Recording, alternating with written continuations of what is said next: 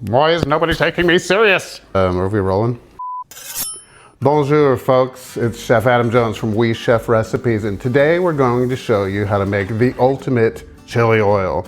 Once you learn this recipe, which is very easy to do, you're gonna wanna make a good stash of this, put it in a little jar, keep it in your fridge, and garnish everything with it. I use it on fish, I use it on chicken, I use it on meat, noodles, rice. You could probably eat it out of hand with a spoon if you wanted to. Shut your mouth. Now let's get started. We gotta get some aromatics started first. So we're gonna take some Sichuan peppercorns and we're gonna toast these in a dry pan, low and slow. We're in no hurry to get here. Sichuan peppercorn is a spice with a citrus-like flavor, and it's got a unique tingling kind of numbing sensation on your palate, which is quite an experience if you've never tried it. When you hear that crackling or see that very little bit of steam coming off of there, that's the oils from the Sichuan peppercorns telling you, we're ready, we're ready. And into a molcajete or mortar and pestle we go. Okay, we're gonna take it till we get to about this consistency.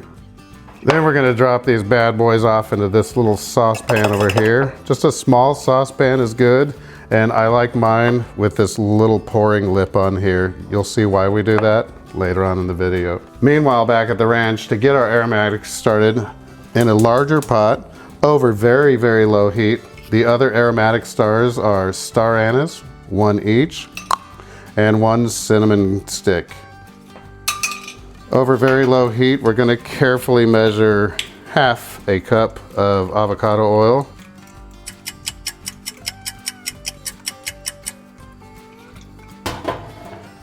And we're not deep frying here, folks. We are just steeping this. When you smell the spices, this oil is done. For some knife work, we're gonna do some very fine chopped scallion.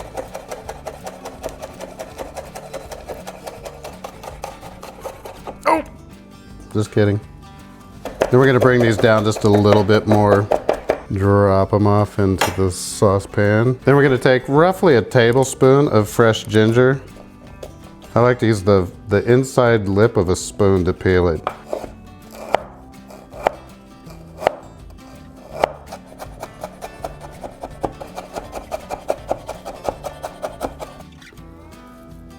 Finely chop 3 to 4 cloves of garlic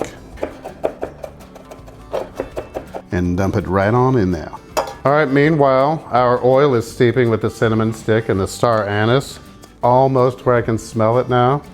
We're gonna add to our little sauce pot over here 2 tablespoons of regular Italian chili flake, 1 tablespoon of gochujang, otherwise known as Korean chili flake, ½ teaspoon of dried chipotle powder, ½ teaspoon of ancho powder, and ½ teaspoon of chili powder, 1 teaspoon of kosher salt, and don't tell anybody, 1 teaspoon of regular baker's sugar. See those little bubbles going on in here?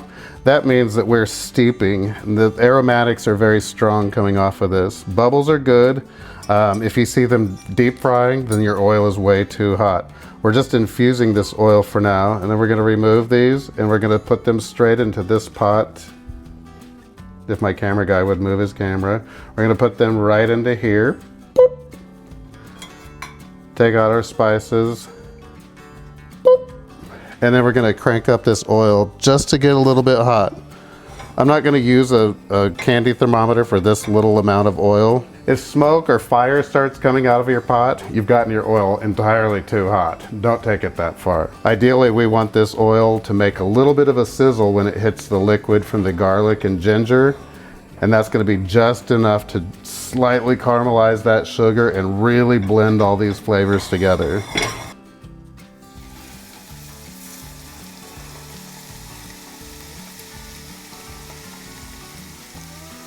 We are not deep frying.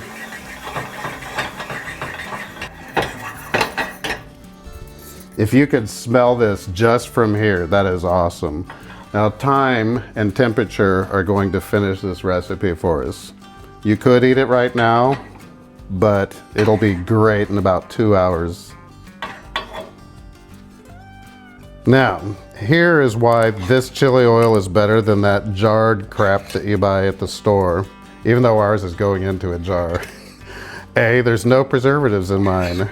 B, there's just like a real good, tasty, aromatic sludge. If this was full, I could almost stand my spoon up into it.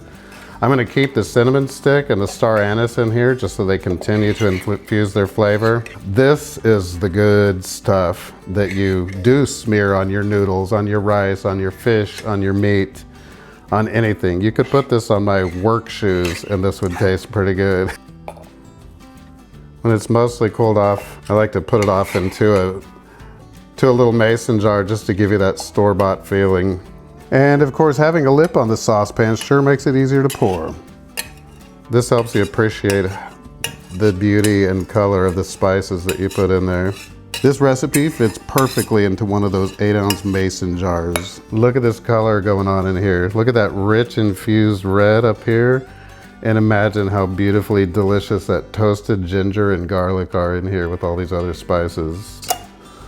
Put a lid on it, throw this baby in the refrigerator, and this little 8-ounce jar will last about a week in my household. Folks, stop what you're doing and go make this right now. You'll thank me later. Recipe's in the description. À la prochaine fois. Until next time.